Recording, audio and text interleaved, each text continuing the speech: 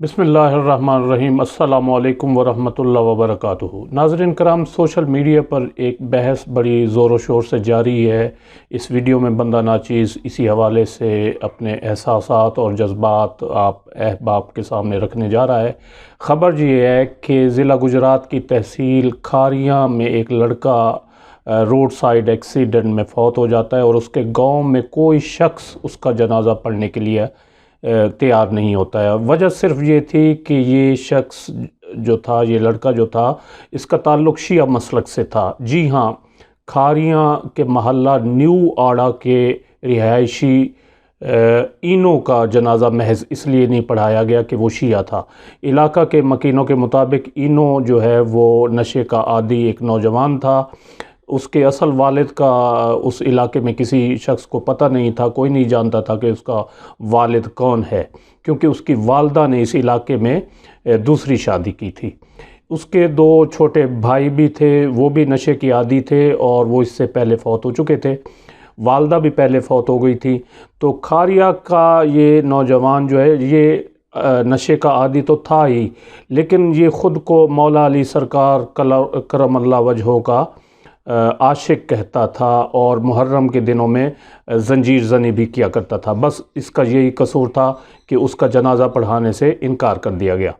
علاقہ کے مکینوں کے مطابق جب اینو کے ایکسیڈنٹ میں فوت ہو جانے کی انہیں اطلاع ملی تو انہوں نے میت کو غسل دے کر محلے کے ایک امام مسجد تھے، ان سے جنازہ پڑھانے کی درخواست کی تو اس نے جنازہ پڑھانے سے انکار کر دیا۔ امام مسجد کا تعلق جو ہے وہ بریلوی مسلک سے بتایا جاتا ہے۔ بعد میں علاقہ کے 2-3 نوجوانوں نے اس میت کو دفنانے کا فیصلہ کیا اور ایک شیعہ مولوی صاحب سے جنازہ پڑھانے کی درخواست کی اور یوں 2-4 آدمیوں نے اس اینو کا نماز جنازہ پڑھ کر اسے دفنا دیا۔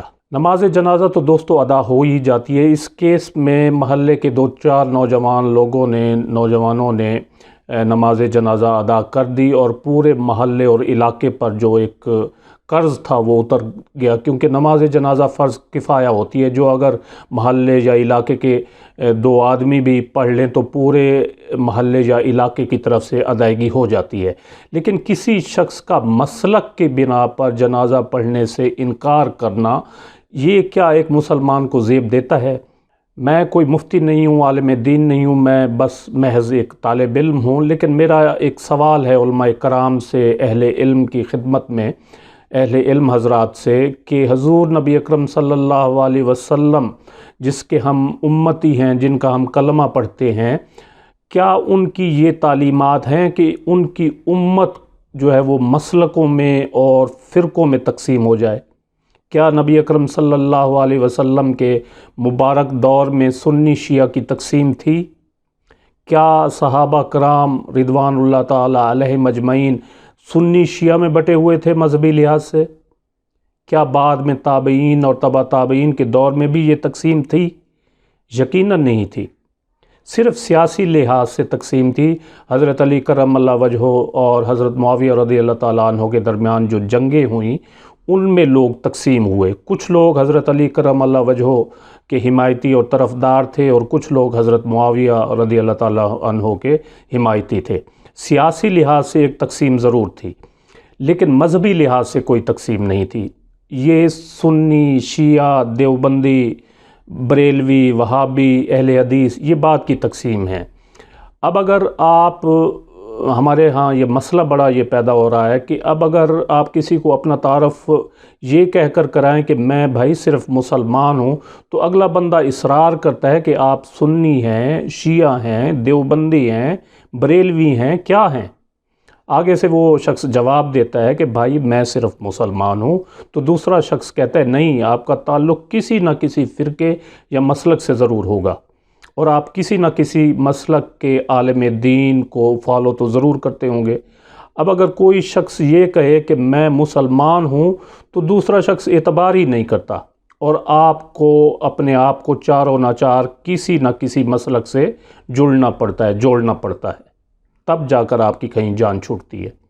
اب کھاریا کا یہ نوجوان اینو یقیناً مسلمان تھا، تو پھر کسی شخص کو کیا حق حاصل ہے کہ وہ اس کا جنازہ پڑھنے یا پڑھانے سے انکار کر دے؟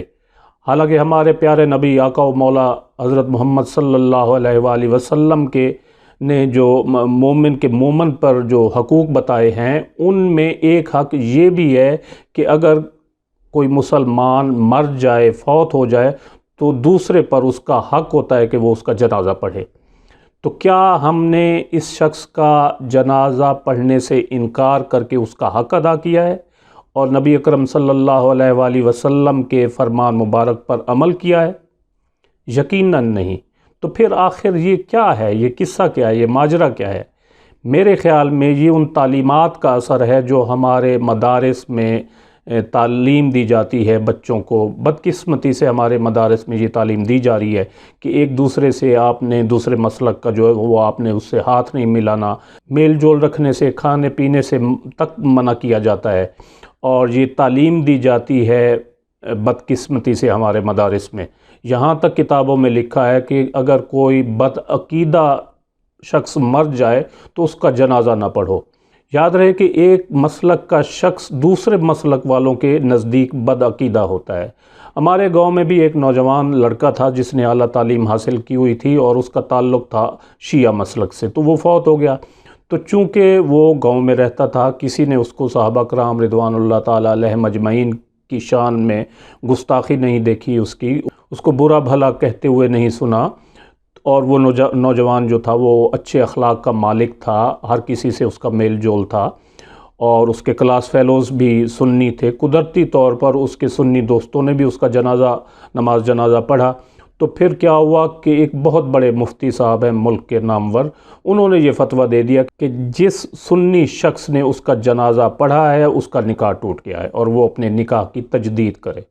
انا للہ و انا الیہ راجعون۔ ناظرین کرام، قرآن مجید کی سورۃ الانعام کی آیت نمبر 159 میں اللہ تبارک و تعالیٰ کا ارشاد مبارک ہے کہ بے شک وہ جنہوں نے ٹکڑے ٹکڑے کر ڈالا اپنے دین کو اور بن گئے گروہ گروہ، نہیں ہے تمہیں ان سے کوئی واسطہ۔ بات یہ ہے کہ ان کا معاملہ اللہ کے سپرد ہے، پھر وہی ان کو بتائے گا کہ وہ کیا کرتے رہے۔ یہاں پر ایک جنازہ پڑھ کر میت کو اللہ تعالیٰ کے سپرد ہی تو کرنا تھا، پھر وہ مردہ شخص جانے اور اللہ پاک جانے، اللہ پاک دیکھ لیتا کہ وہ شخص کیا کرتا رہا ہے۔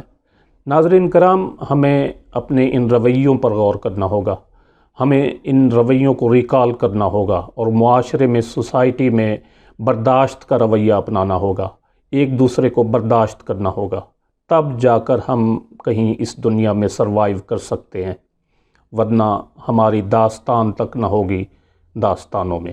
اللہ پاک ہمارا حامی و ناصر ہو۔ ویڈیو اگر اچھی لگی ہو تو اسے لائک اور شیئر ضرور کر دیں، اور اپنی رائے کا اظہار کمنٹ سیکشن میں ضرور کریں۔ اپنا قیمتی وقت دینے کا بہت بہت شکریہ۔